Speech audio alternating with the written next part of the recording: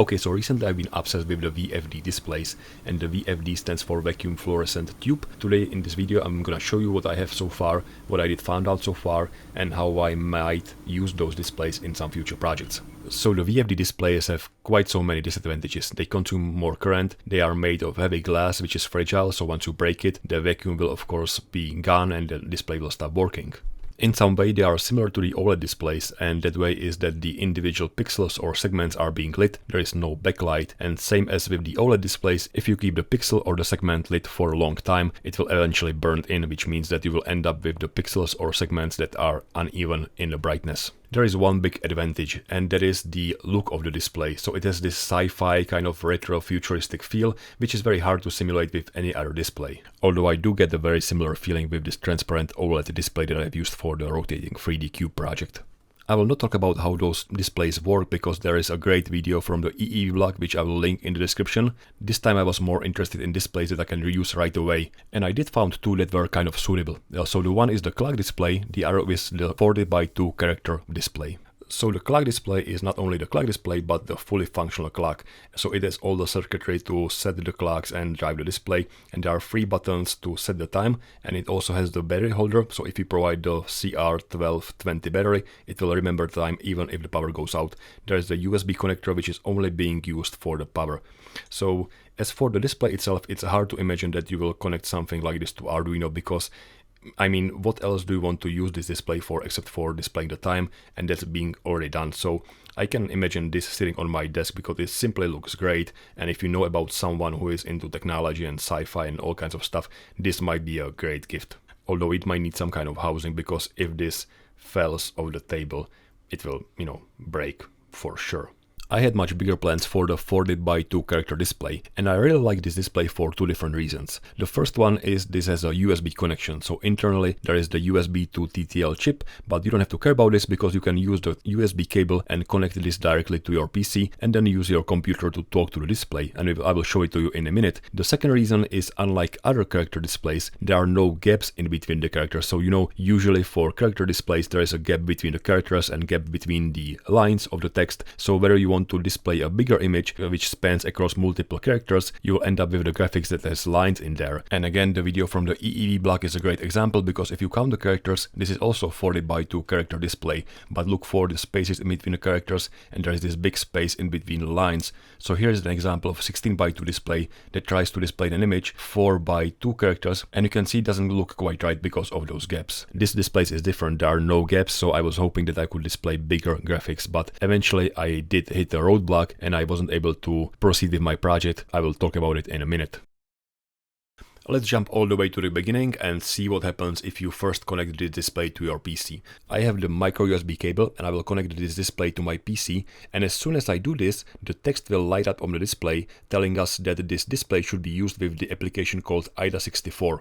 And this application is for showing the system information like the memory usage or temperatures or clock speed. So let's actually do this. There is a possibility that you might need to manually install the drivers if they weren't installed automatically for you. To do so, just follow the link in the description of this video, download the executable and run the driver setup and click the install button. And as you can see, the chip used for the USB to serial communication inside the display is CH340. I actually didn't have to install the drivers because I believe that the other devices are also using this chip, so I already have it installed. Keep in mind that showing the AIDA64 message on the display doesn't mean that it's being configured properly, because it will also show if you connect this display to a power bank. So it may be a good idea to open the device manager and here jump to the ports, COM and LPT, and look for the CH340, which is this one. So if you see it, looks like everything is working properly. You should take a note of the communication port number, which in this case is 10, because that will be needed in a minute. Okay, so the next step is to run the AIDA64 application. In here, jump to File Preferences. Wait a minute until it will load up, and then jump into the hardware monitoring, open this one and select LCD. And there are quite a lot of displays to choose from. We should choose the Matrix Orbital LK just because, the description of the display tells us to do this, and select the right communication port. We already know that in my case it's communication port number 10, but it will of course be different in your case. And the LCD type is 40x2 characters. Now you should select this checkbox, enable matrix orbital L key whenever LCD support, And as soon as you do so, notice how the display changes. So this says LK initialization OK, but also you can see that the display now shows a different message. So you can click the apply button, although I'm not quite sure if this is really necessary, but what you should do is open the LCD options. So here click on the LCD items, and here you can start adding new stuff into the display. So if you click new, you can add some, system monitoring stuff. For example, I will start with the time because it's always changing. So select time, hit the OK button, and on your display, if you click the apply, you should see the time. So that time is changing and everything looks as expected. So you can try to add a few more things. So I'll click new and maybe add, for example, like the CPU, whatever utilization should be fine. Click OK. And once you have more items in there, you can select this. Those should be arrows. Those arrows, you can move those around the display. And once you do those, you have to click the apply button to apply it for your display. You can see that now this is a little bit offset, the CPU utilization. I don't probably like it this way, so I will move it to the left side like so and click apply. And I will add a few more things, maybe the memory utilization. So let's search for the memory utilization, click the OK button. And it was automatically added on the position X20, Y0, so it's on the right side of top line, but you can see it doesn't quite fit into my display. So what I will do is I will click the modify button, and maybe instead of saying memory utilization, I will just set memory like so with one space, okay, and now it fits on the display. So let me show one more thing, and that is adding some kind of temperature. So again, I will click the new button and look for some kind of temperature, and I know that down there is a temperature for like the CPU or whatever we want to have. I will click the OK button, and it was automatically added too. And it also looks like that my display fell off. Sorry for that one. Okay, let me just hold it like this. So I've added the CPU temperature, but if I hit the apply button, you can see that the degree symbol is not there. And that's because I believe that the degree symbol is not present in this display, but there is a workaround. If I select modify, what I can do is I can, instead of adding the degree Celsius, I can add this kind of line character, the vertical line character. And if I hit the apply button, the vertical line character will be rendered as degrees Celsius. So if I hit apply, look what happens. Now this one character displays both the degree sign and the Celsius. Unfortunately, there is no symbol for degrees Fahrenheit. So that's how you set up the display to be used together with the AIDA64 application. As you can see, everything works as expected, and you really have a lot of information to choose from. So if you click new, again, there are a lot of different stuff you can choose, and you can even have multiple pages. So if you don't like this one and you want to still keep it saved, you can jump to a different page and start adding a new information. For example, the uptime. Hit OK button, and you should see the uptime like so.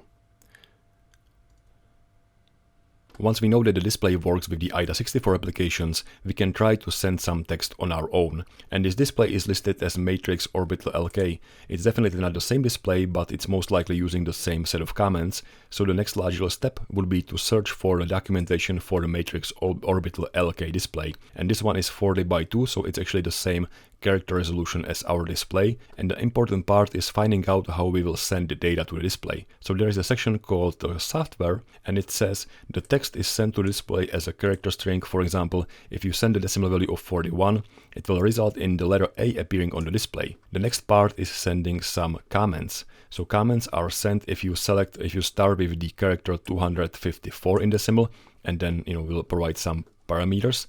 And if you search down in the document, you will see there are actually quite a lot of comments to send to the display. So you can change the address, change the speed, you can even scroll text or clear the screen, set the cursor position, etc. So if you start with a 254, this will be interpreted as a comment. So with knowing that, let's try to control our display manually. For that, we will need the terminal application, for example, RealTerm. So start by running the RealTerm application, jump to the display and click the half duplex. That means that whatever we type in the window will be also visible in here. Then click the port and you want to connect to the display. Now keep in mind that you want to close the AIDA64 application before connecting to the display using the RealTerm, because I believe that only one application could be connected to the display at a time. So the port, we already know that it should be 10, and all those settings are listed in the PDF document. So the data bits is 8, the parity is none, the stub bits is 1 bit, and the flow control is none. Now the nice thing is that those are default settings for almost all the devices, so you don't have to take care of those at all, but you want to take care of the speed, which is called the baud speed.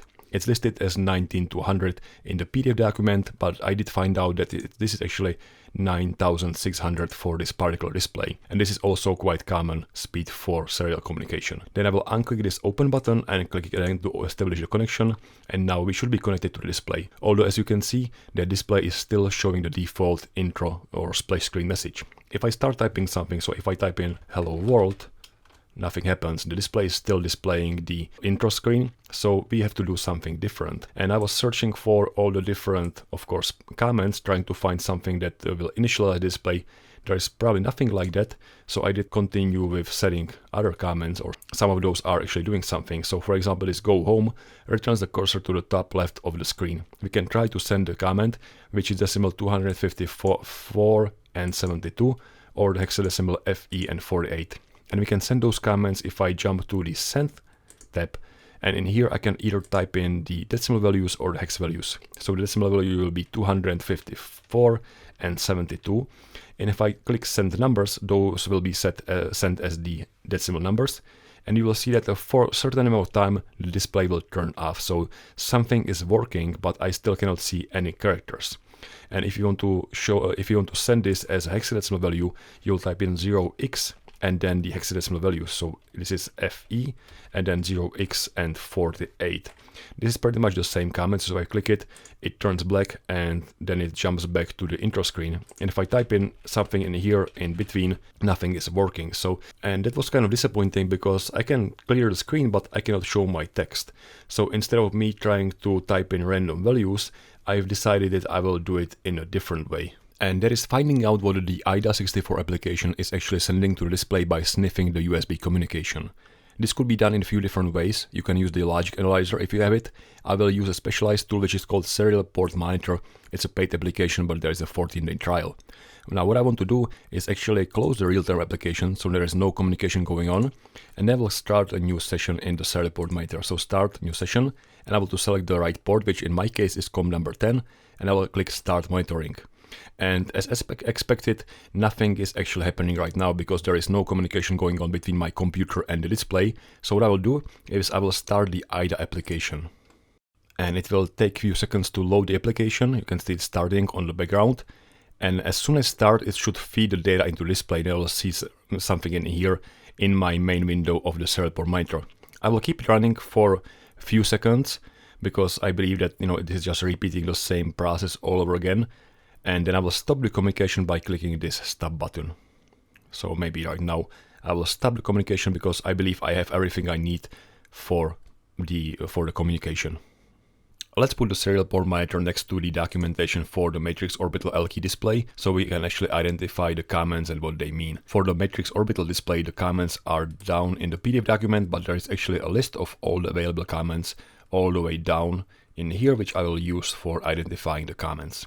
So let's take a look at the Serial Port Monitor. In the beginning, there is establishing of communication, and if I hover over this, you will see the tooltips. This is for actually setting the baud rate to be 9600, which we've already identified, so I can skip through those and get to the real data, which is this brown background color. And you can see it starts with FA36. Now the FA is control character 254 in the decimal, and the first byte is the comment. So I will search for 36 hex in the table, and it's actually this one. So hex 36, it means read version number. So it's trying to read the version number of my display. So I'm trying to get the version of the display, but you can see there is some kind of timeout. So it looks like that the display didn't respond. So the next comment is FA37, which is this one, read module type. And same as previously, it's trying to read the module type, but there is a timeout, so it didn't read anything. The next one is 43, and I don't see 43 in my list, so it's probably not a comment from this display. I don't know. I will just put those some question marks because I'm not really sure. Next one is 58, and I believe 58 is here. So let me just search for 58, and it's probably up there on this page. So 58 is for clearing the screen, which makes perfect sense. We want to clear the screen before actually writing anything to it. FA58 is for clearing the screen. Then it looks like we have two different comments, FA99. So FA99, again, I've seen this somewhere in here. So 99 is in here, is for setting the brightness. So obviously want to set the brightness before showing anything, so set the brightness. But you can see it's FA99FF, so if I open the set brightness, it tells me that the set brightness is FA99 and then the actual brightness. So it's FF, which means 255, which is the maximum brightness.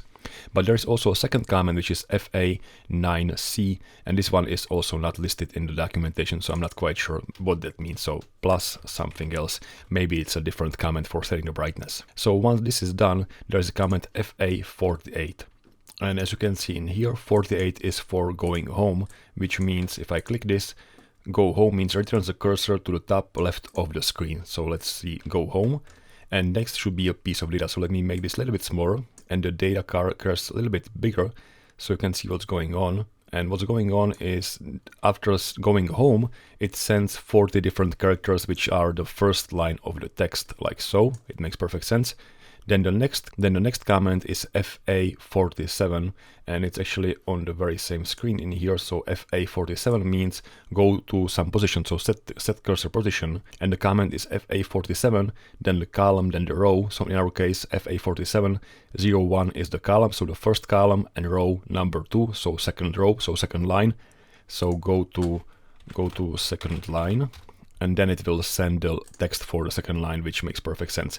So after that, it only repeats those 4 comments. So go home, which is this one, send the first line, go to the next line, and send the next line. So nothing much going on in here, but unlike our example with the real terminal, it actually works. So let me see why. Now the cool feature of the serial port monitor is whatever is being recorded right now, you can actually play back, so you can actually send it back to the USB port. So if you select session, reproduce session, you can send it back to the CAM number 10. But of course you will see an error because the IDA application is still running, so I have to first close the IDA application, like so, and you will see that after a certain timeout, the display will turn back into the splash screen.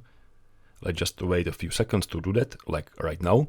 And then I can again click the start button, and you should see what was previously displayed from the IDA application, except now it's going from the serial port monitor, which is kind of cool. So you can just a sanity check, you can make sure that whatever was being recorded, you can send back and it still works.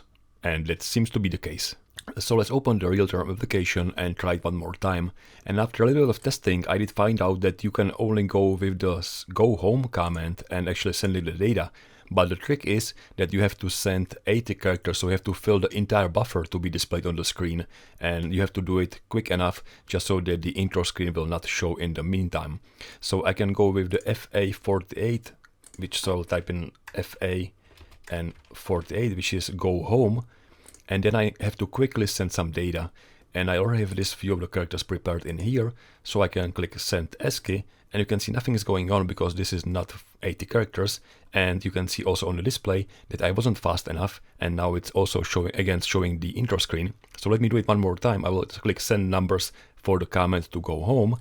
Then I will click send ASCII, but I will do this maybe 2 or 3 times to fill the buffer, and then you can see it's being actually displayed on the display. But again, if I don't do anything for a few seconds, it will jump back to the intro screen. So the great news is I was able to send my custom text by sending the comments go home and then sending 80 characters of the data. But of course I have to do it every single second, and unfortunately most of the other comments I'm not able to run. I don't know why. Let's see how we can leverage what we have so far and what we know so far. So we know that we can jump home and go home and then send 80 characters. We can also go home, send 40 characters, then jump to the next line and send 40 characters. And we can do it from here or from here. That's pretty much the same. You can do it from inside the RealTerm application. But what you can also do is we can send the content of the text file. So what I've done is I've created a small text file in the Notepad++ in some kind of like character style animation. So pretty much one line is like one frame, and I'm trying to play it like a movie. And I will set the same path in the dump file to port, which is not very obvious. And then I can click the send file. But before I do so, let's just look at the file itself. And the Notepad++ is also showing some special symbols, but it's not very readable. So what I can do is I can switch to the hex view. So if I click this, I can switch to the hex view and open the serial part monitor. And as you can see, in the beginning, I'm sending command FA48, which means go home, which is this one. Then I'm sending 40 different characters, and the next command is FA470102, which is this one, and this one. And this means go to the second line, so set the cursor to the first character of the second line, again sending 40 different characters, and so on and so on. So again, each line is 2 lines of text for the display.